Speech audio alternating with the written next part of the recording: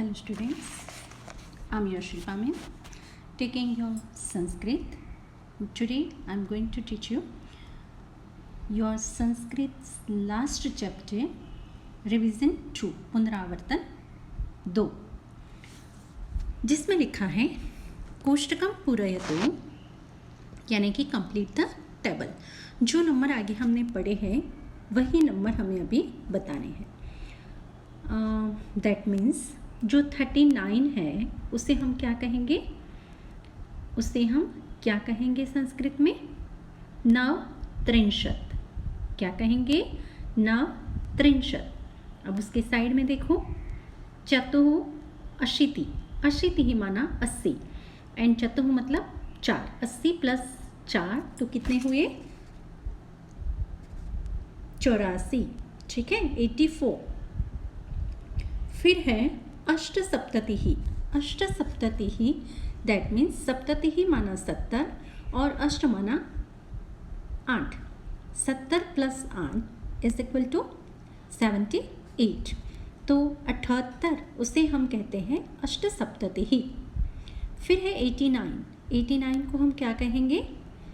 नवाशीतिः, नवाशीतिः, अशीतिः माना 80 और प्लस 9 तो नवाशीतिः यानी कि नवाशीतिः, ठीक है।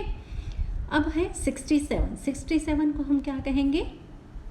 सप्तषष्टिः, षष्टिः माना 60 और सप्त माना 7, 60 plus 7 is equal to 67, that means सप्तषष्टिः।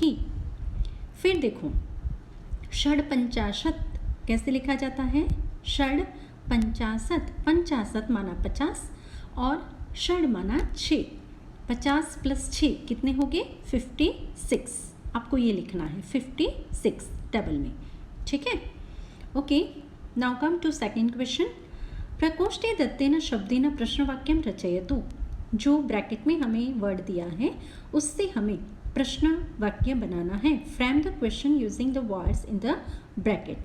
अहम अष्टवादने शालाम गच्छामि, नीचे जहाँ पर जगह है वहाँ आपको लिखना है, पर आपको ऐसा नहीं करना है, आपको नोटबुक में ही लिखना है, ठीक है। और मुझे होमवर्क बताना है। अहम अष्टवादने शालाम गच्छामि, कति लिखा है तो कति से मतलब कति यूज़ करके हमें प्रश्न वाक्य बनाना है। अहम कति वादने शालाम गच्छामि, और यू कैन से अहम कदा शालाम गच्छामि। अंडरस्टैंड? अहम कति वादने शालां गच्छामि और अहम कदा शालां गच्छामि, दोनों में से कोई भी आप लिख सकते हैं। संस्कृत पुस्तकस्य मूल्यं 6 रूप्यकाणि अस्ति। संस्कृत पुस्तक का जो मूल्य है पुस्तक का वो 6 रूप्यकाणि यानी कि 6 रूप्यकाणि यानी कि 6 रुपये है, ठीक है। तो हमें इससे प्रश्न पूछना है कि कितना है, इसका मूल्य कितना है। तो हम कहेंगे संस्कृत पुस्तकस्य मूल्यं कियत् अस्ति। कियत् मतलब कितलो, बराबर, कियत् अस्ति। मम मित्रं जामनगरे वसति, मेरा मित्र जो है वो जामनगर में रहता है। तो हमें कुत्र यूज़ करना है। तो आपको पूछना है क्वेश्चन, मम मित्रं कुत्र वसति, ठीक है। मम मित्रं कुत्र वसति, क्वेश्चन मार्क। नंबर 4, उद्याने पुष्पम विकसति, किम यूज़ करना है। किम मतलब शो, बागीचे में फूल खिलते हैं तो हमें क्या खिलता है, ठीक है, हमें ये पूछना है बागीचे में क्या खिलता है। तो हमें कहना है उद्याने किम विकसति, क्वेश्चन मार्क। नंबर 5, राजेशः मंदिरतः उद्यानं गच्छति, कुतः टू कुत्र, ठीक है, कहाँ से कहाँ, ये भी हम आगे सीख गए हैं। तो हमें इससे क्वेश्चन बनाना है राजेशः कुतः कुत्र गच्छति, तो आपको लिखना है मंदिरतः उद्यानं गच्छति, ठीक है। नंबर 6 में है बालकाः क्रीडनार्थं क्रीडांगणं गच्छन्ति, किमर्थं, किस लिए, किमर्थं मतलब किस लिए, ठीक है। तो आपको इससे किमर्थं वो यूज़ करके आपको क्वेश्चन बनाना है। बालकाः किमर्थं क्रीडांगणं गच्छन्ति, बालकाः किमर्थं क्रीडांगणं गच्छन्ति, ठीक है। हाँ। ओके, चलो अब इसके आगे वाला नंबर 3, उदाहरण अनुसारम प्रश्नवाक्यं रचयतु, frame the question, follow the example. योगेशः उद्याने अस्ति। तो आपको नीचे उदाहरण दिया है कि योगेशः कुत्र अस्ति, मतलब कहाँ है, उद्याने है। तो आपको पूछ रहे हैं कि कहाँ है, ठीक है। ओके।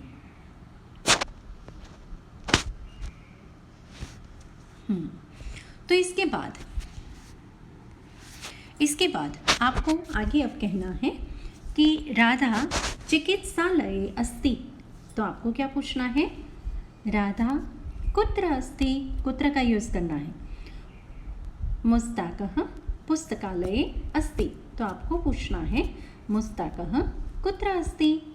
चंद्रा कार्यालये अस्ति। तो आपको पूछना है चंद्र या चंदा कुत्र अस्ति। कुत्र माना कहाँ, ठीक है। शिवलालः आपणे अस्ति। आपणे मतलब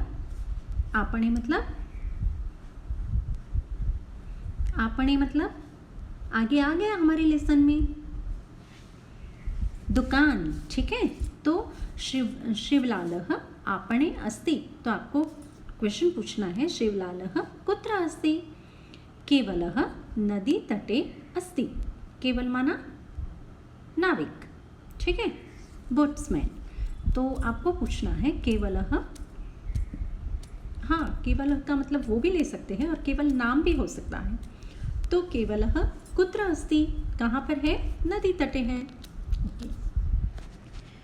अब आया क्वेश्चन नंबर 3, अधोलिखितं संवादं पठतु एवं अभिनयेन सह प्रस्तुतं करोतु। नीचे जो संवाद दिया गया है उसको आपको रीड करना है और फिर संवाद डायलॉग के रूप में आपको इसे प्रस्तुत करना है क्लासरूम में। जब हम स्कूल में आएंगे तो आपको ये क्लासरूम में कराएंगे, पर तब तक आप अपने मित्र के साथ, अपने भाई बहन के साथ घर पे ही पहले इस डायलॉग का ये संवाद आप घर पे ही पहले करना, ठीक है। शिक्षकः उवाच विरुद्धार्थपदानि वदतु। छात्रः उवाच अस्तु। शिक्षकः उवाच कोपः। छात्रः उवाच शांतता, ठीक है। विरुद्धार्थी शब्द बोलना है, तो ये कहता है, हाँ, शिक्षक कहता है कोपः, तो छात्रः कहता है शांतता। तो कोपः का विरोधी क्या हुआ, शांतता। ओके। शिक्षकः उवाच धनिकः।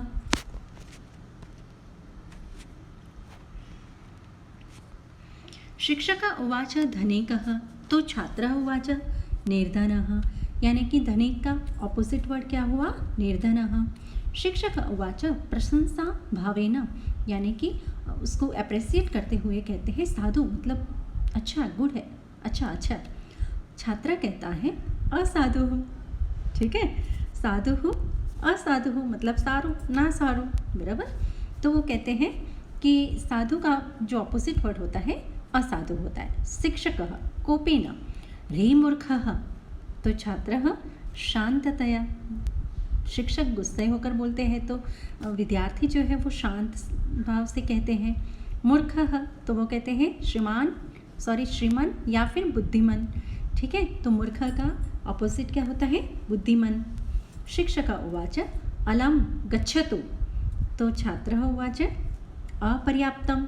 अलम मतलब बस करो, अपर्याप्तम मतलब बस नहीं करो, गच्छतु मतलब जाओ, आगच्छतु मतलब आओ। तो दोनों छात्र, हर कोई टीचर जो भी बोलता है उसका ऑपोजिट ही बोलता है। वो उसकी समझ में नहीं आता है कि अब शिक्षक मुझे जाने के लिए कहते हैं या मुझे बस करने के लिए कहते हैं, ठीक है। तो थोड़ा फनी डायलॉग बनेगा, तो आप घर पे ट्राई जरूर करना। श्रीमन यानी कि मूर्ख यानी कि श्रीमन या बुद्धिमान, अलम यानी कि अपर्याप्तम, एंड गच्छतु इसका ऑपोजिट होता है आगच्छतु, ठीक है।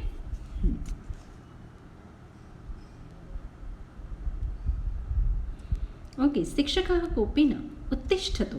क्या कहते हैं, उत्तिष्ठतु, गुस्से से कहते हैं कि खड़े हो जाओ। तो छात्रः कहता है उपविशतु श्रीमान। तो उत्तिष्ठ याना खड़ा होना एंड उपविशतु याना बैठा, बैठ जाओ। शिक्षक उवाच निर्गच्छतु इतः, मतलब यहाँ से चले जाओ। तो छात्र कहता है आगच्छतु ततः, वहाँ से इतः का ततः, निर्गच्छतु का आगच्छतु, जाओ का आओ, और यहाँ से उसका ऑपोजिट होता है वहाँ से।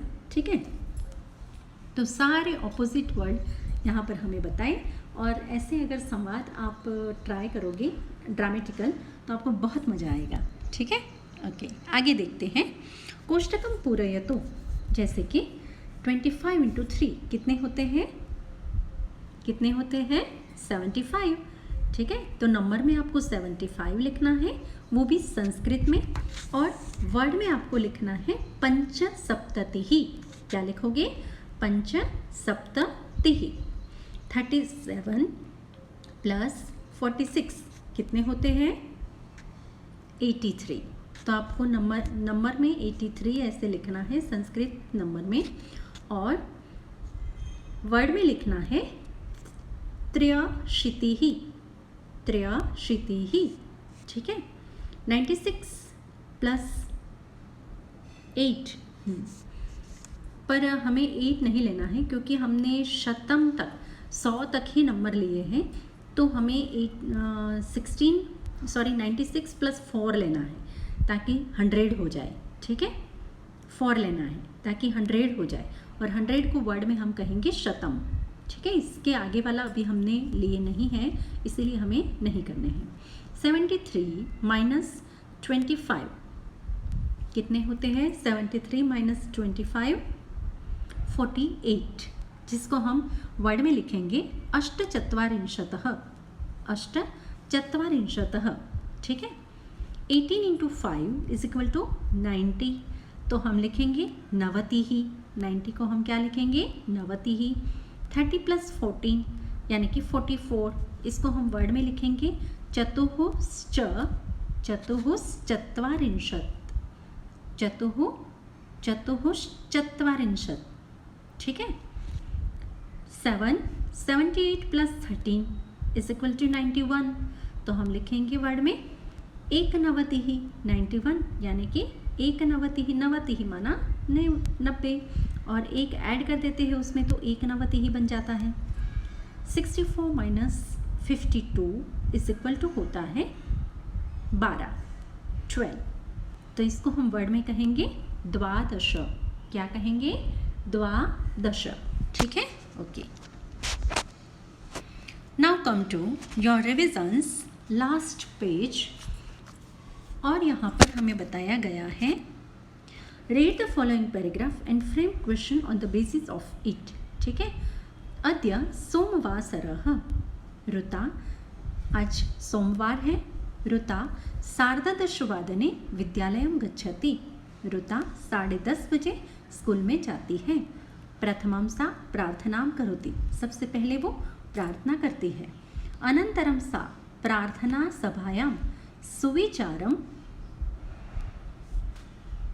कथयति, उसके बाद वो प्रार्थना सभा में सुविचार कहती है। तत्पश्चात सा वर्गखंडे उपविशति, उसके बाद वो वर्गखंड में बैठती है। तत्र सा विविधान विषयान पठति, वहाँ पर वो अलग अलग सब्जेक्ट्स पढ़ती है। विश्रांति काले सा पुस्तकालयम गच्छति, यानी कि रिसेस समय में वो लाइब्रेरी में जाती है। तत्र सा सामयिकम पठति, वहाँ पर वो मैगजीन पढ़ती है। चतुर्वादने सा कलाखंडे विविधानि चित्राणि पश्यति, और 4 बजे वो ड्राइंग रूम जो होता है ना, वहाँ पर अलग अलग तरह के चित्र देखती है। सार्धचतुर्वादने सा क्रीडांगणे क्रीडति, 4:30 बजे वो प्लेग्राउंड में खेलने जाती है।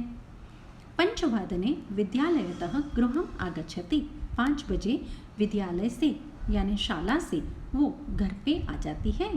ठीक है, तो अब जो पूछते हैं उसका हमें आंसर देना है। ऋता कुत्र गच्छति, पहले सबसे पहले ऋता 10:30 विद्यालयं गच्छति, तो हमें क्वेश्चन बनाना है कि हाँ, इनमें से सब में से हमें क्वेश्चन ही बनाना है। ठीक है, तो ऋता कुत्र गच्छति, ऐसा सबसे पहले वाला क्वेश्चन बनेगा। हमें कितने क्वेश्चन बनाने को कहा है इन्होंने? 7। कितने बनाने को कहा है? 7। पर जितना हमसे हो सकता है उतने क्वेश्चन हम बनाएंगे। ओके, अब ये भी है कि ऋता सार्धदशवादने विद्यालयं गच्छति, तो हम ये कह सकते हैं कि ऋता कदा विद्यालयं गच्छति। ठीक है। फिर है प्रार्थना, सब प्रथमं सा प्रार्थनां करोति। फिर लिखा है कि अनंतरम सा प्रार्थना सभायां सुविचारम कथयति, तो हम इसमें से क्वेश्चन बना सकते हैं। प्रार्थना सभायां ऋता किम कथयति। ठीक है। फिर है तत्पश्चात सा वर्गखंडे उपविशति, तो हम पूछ सकते हैं तत्पश्चात ऋता कुत्र उपविशति। फिर तत्र सा विविधान विषयान पठति, तो हम इसमें से क्वेश्चन पूछ सकते हैं कि वर्गखंडे ऋता किम पठति। ठीक है। फिर है विश्रांति काले सा पुस्तकालयं गच्छति, तो हम क्वेश्चन बना सकते हैं विश्रांति काले ऋता कुत्र गच्छति। ओके, उसके बाद है तत्र सा, दूसरा क्वेश्चन भी उसमें से हम पूछ सकते हैं कि पुस्तकालय ऋता किम पठति। ठीक है। पठति तो वहाँ पर है ना तत्र सा सामयिकम पठति, तो हम इसको इसमें से क्वेश्चन बना सकते हैं कि तत्र सा पुस्तकालय ऋता किम पठति। फिर चतुर्वादने सा कलाखंडे विविधानि चित्राणि पश्यन्ति, तो हम पूछ सकते हैं कदा ऋता कलाखंडे चित्राणि पश्यति। ठीक है। या फिर ऋता चतुर्वादने कलाखंडे किम पश्यति, क्या दिखती है। ठीक है। फिर है सार्ध चतुर्वादने सा क्रीडांगणे क्रीडति, तो उसमें से हम क्वेश्चन बना सकते हैं ऋता कदा क्रीडांगणे क्रीडति, ऋता कदा क्रीडांगणे क्रीडति। या फिर हम पूछ सकते हैं सार्ध चतुर्वादने ऋता कुत्र क्रीडति, तो आप लिख सकते हैं क्रीडांगणे। ठीक है। अब लास्ट वाला आपका जो सेंटेंस है वो पंचवादने विद्यालयतः गृहम आगच्छति, तो पंचवादने ऋता विद्यालयतः कुत्र आगच्छति। ठीक है। मतलब आप आंसर लिख सकते हैं गृहम और क्वेश्चन बना सकते हैं कि कुत्र आगच्छति। और इसमें से एक और क्वेश्चन भी बन सकता है ऋता कदा विद्यालयतः गृहम आगच्छति, मतलब कितने बजे, तो हम लिख सकते हैं पंचवादने।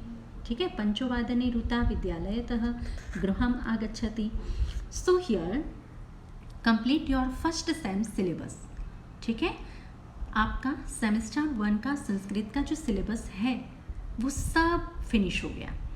अब हम रिवीजन की ओर जाएंगे, but first of all you show me your all homework, then after I go ahead. Okay, तब तक के लिए गुड बाय।